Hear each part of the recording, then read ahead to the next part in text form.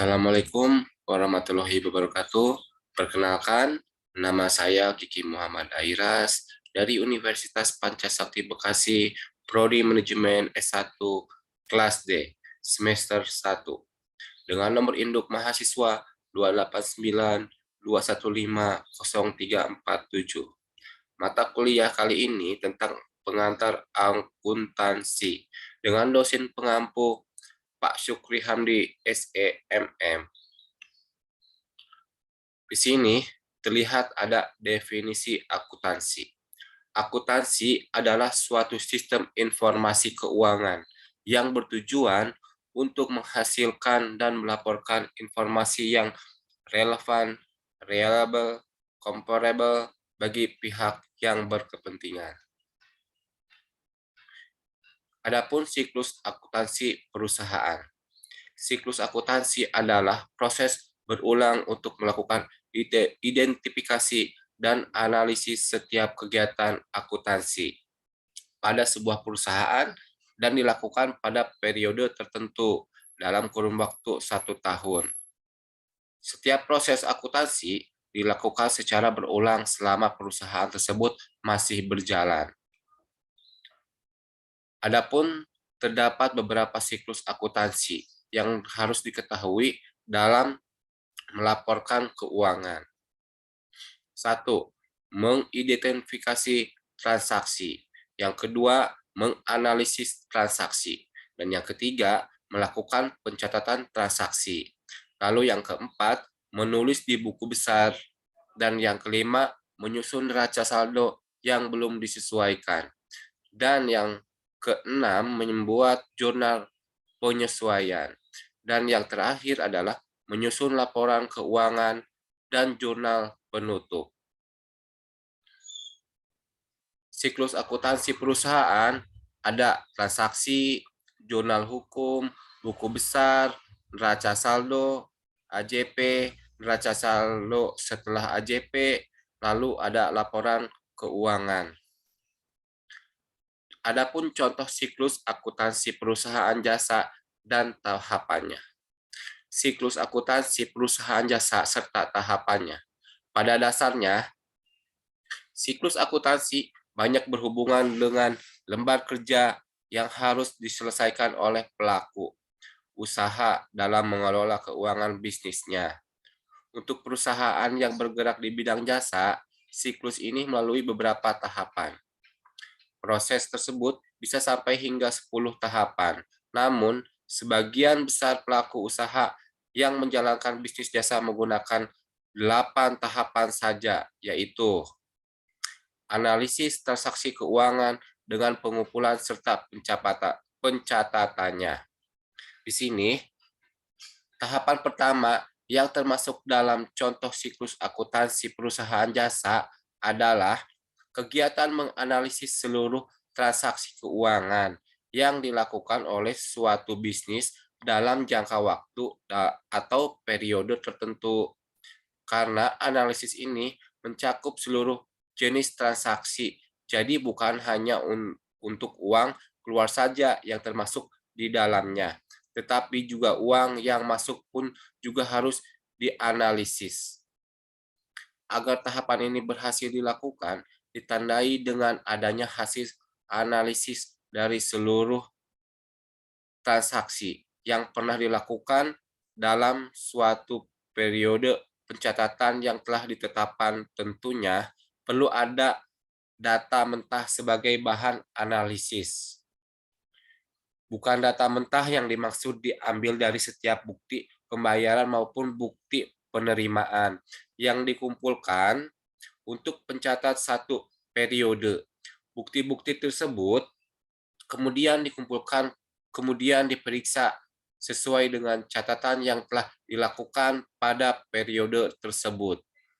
Selanjutnya, data yang kemudian digolongkan sesuai dengan kategorinya masing-masing agar mudah dipindahkan dari catatan harian ke buku besar, di mana data keuangan akan diproses lebih lanjut.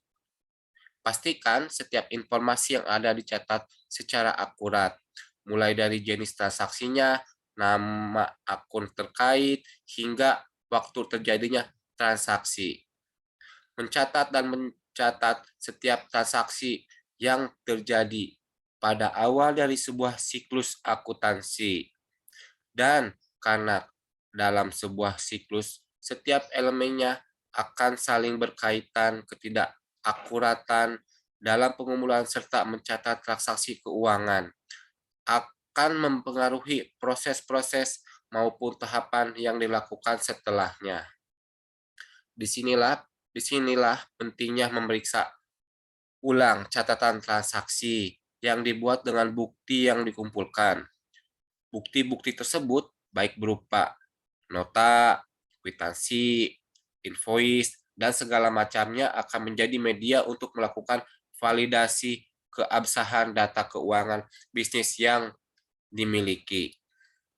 Lalu ada membuat saldo neraca.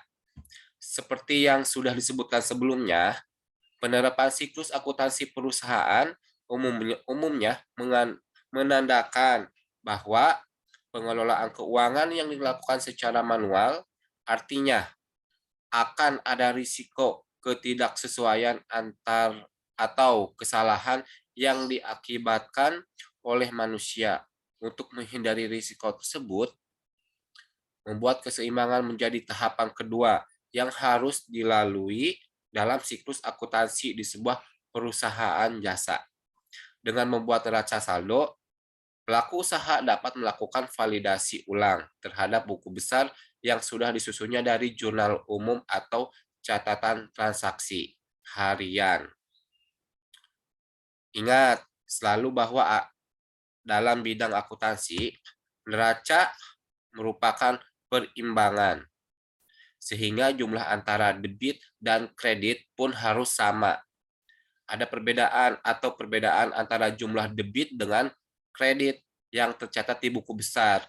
Tandanya ada pencatatan atau ada transaksi-transaksi yang hilang sehingga tidak dicatat.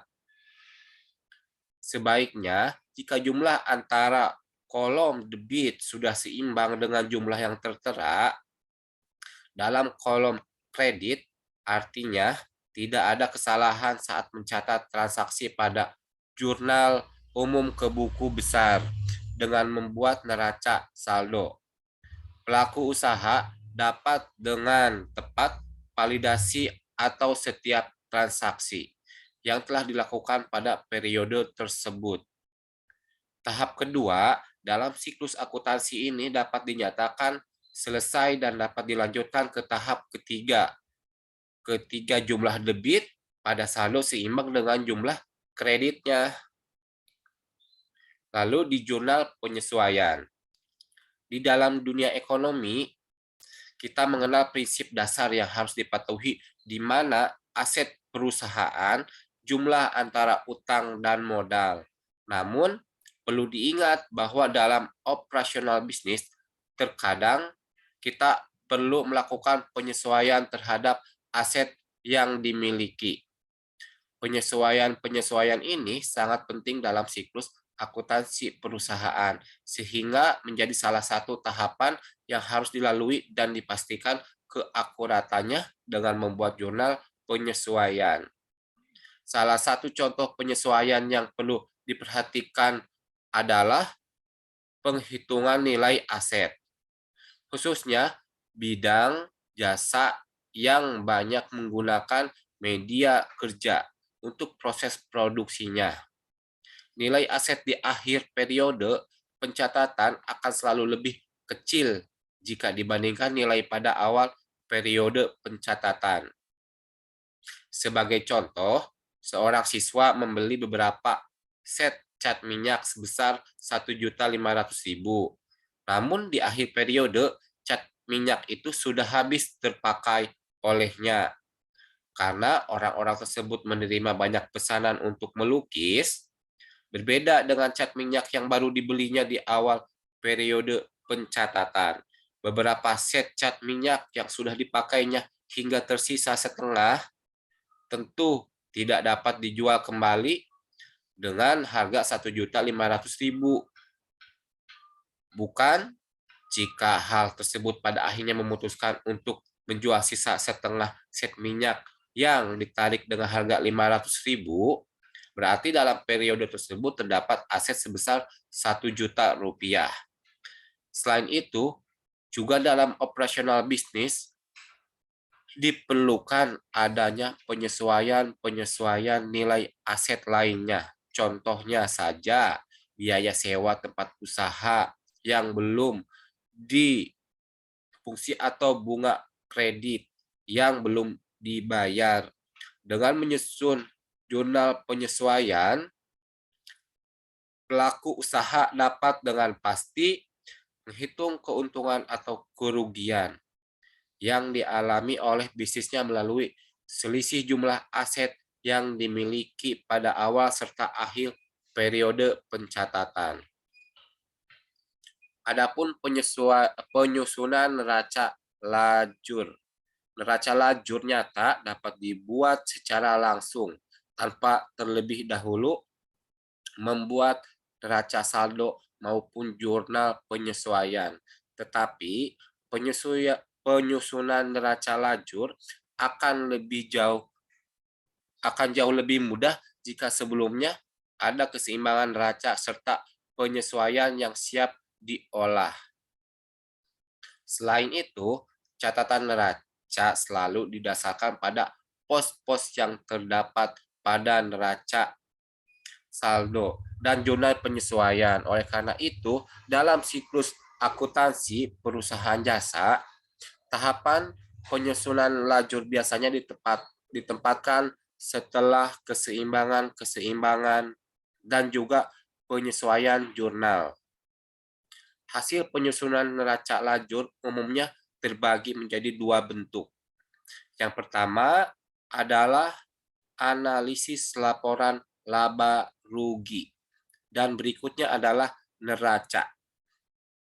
Meski penyusunan lajur didasarkan pada keseimbangan neraca dan juga penyesuaian yang dibuat, tahap-tahap ini tidak akan terlewatkan karena dalam neraca akuntansi, lajur diperlukan sebagai fondasi dalam menyusun laporan keuangan. Mengabadikan langkah-langkah yang satu ini akan membuat pelaku usaha kerepotan karena harus membuat laporan keuangan untuknya hanya dengan berdasar pada neraca saldo serta penyesuaian saja. Lalu ada pembuatan laporan keuangan.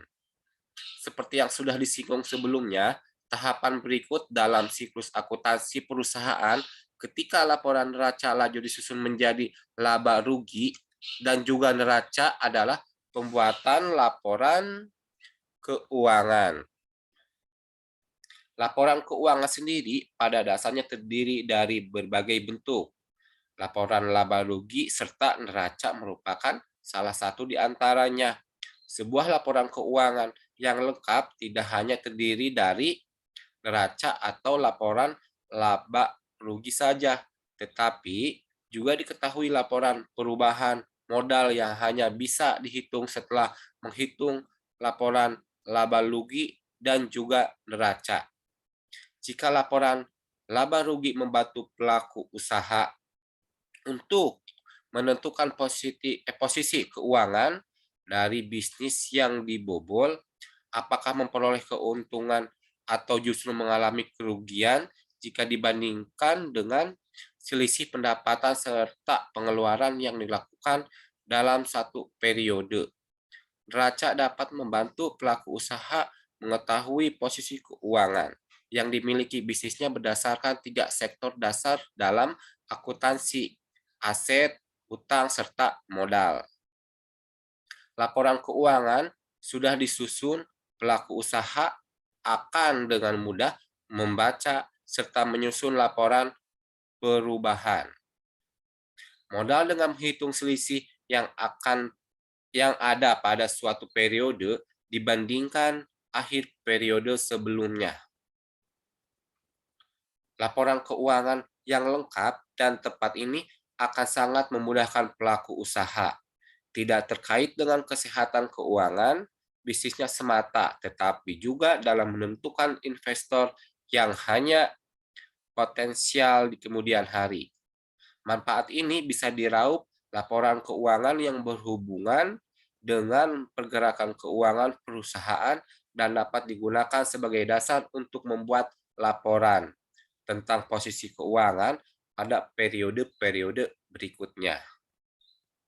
Tahapan penyusunan laporan keuangan ini merupakan contoh siklus akuntansi perusahaan jasa yang sangat penting karena dapat menentukan posisi awal keuangan sebuah bisnis pada periode berikutnya. Adapun penutup akun dengan jurnal penutup.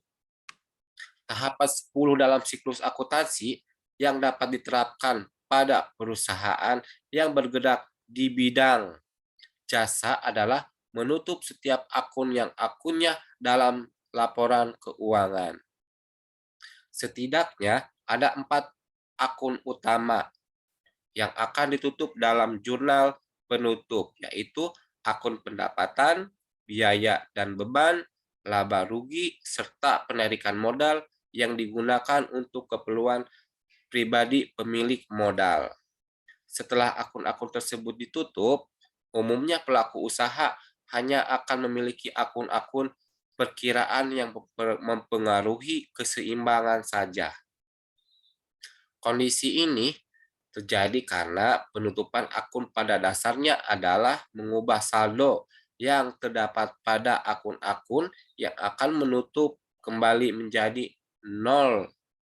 Dengan adanya tahapan ini, praktis hanya akun-akun perkiraan saja yang masih memiliki saldo dalam penutup. Di sisi lain, akun-akun lainnya, khususnya keempat akun yang disebutkan di atas, akan ditutup dengan saldo di angka 0. Adapun penerbit jurnal pembalik, karena merupakan sebuah siklus, tanpa siklus akuntansi perusahaan juga akan berputar kembali ke titik awal. Agar dapat mencapai titik keuangan yang dimaksud untuk memulai periode yang baru, tentu pelaku usaha menerapkan pembalik jurnal khususnya bagi akun-akun yang sudah ditutup dalam jurnal penutup. Meski demikian, tidak semua akun yang akan ditutup dikembalikan dalam tahapan jurnal pembalik ini. Umumnya perkiraan yang dibalik adalah akun-akun yang dapat dihitung sebagai akun tertangguhkan. Sebagai contoh, jika ada kebutuhan bisnis untuk memesan media baru yang dibutuhkan dalam memberikan layanan kepada pelanggan, setiap pembayaran untuk pemesanan tersebut masih belum jatuh tempo. Saldo untuk akun tersebut dapat dibalik sehingga ketika pembayaran sudah jatuh tempo, perusahaan masih memiliki saldo untuk menyesuaikan pembayaran tersebut. Hal yang sama juga dapat diberlakukan untuk misalnya saja penyewaan tempat, usaha yang jadwal pembayarannya belum jatuh, tetapi tetap menjadi tangguhan untuk dipilih. Tanpa adanya pembalik ini, arus kas perusahaan akan terlebih dahulu kacau untuk pembayaran tertangguh yang jatuh temponya melewati periode penyusunan jurnal penutup. Jika arus kas perusahaan juga dijaga dengan jurnal pembalik, siklus akuntansi perusahaan dapat dilanjutkan ke tahapan ke-8 juga menjadi tahapan terakhir. Jika tidak ingin menerapkan siklus dengan 10 tahapan. Penerapan neraca akhir atau awal. Dari namanya, mungkin neraca yang juga menjadi tahapan akhir dalam siklus akuntansi ini mungkin terasa aneh karena disebut sebagai akhir atau awal secara bersamaan. Namun, secara fungsi, nama tersebut sebenarnya menjelaskan posisi neraca tersebut dalam siklus akuntansi yang dijalankan. Neraca yang satu ini dapat menjadi neraca akhir karena merupakan neraca yang dibuat di akhir periode pencatatan keuangan. Tetapi di saat yang bersamaan, neraca ini juga menjadi dasar untuk memulai periode pencatatan keuangan berikutnya. Oleh karena itu, Neraca ini disebut sebagai neraca akhir atau awal. Dengan mengikuti setiap tahapan tersebut, pelaku usaha dapat dengan mudah mengelola keuangan yang dimiliki oleh perusahaannya dengan alur yang juga tidak akan menimbulkan kebingungan untuk melakukan.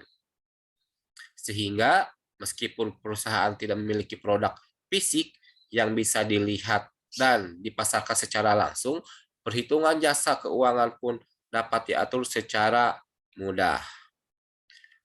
Cukup sekian materi kuliah tentang siklus perusahaan dengan materi kuliah pengantar akuntansi.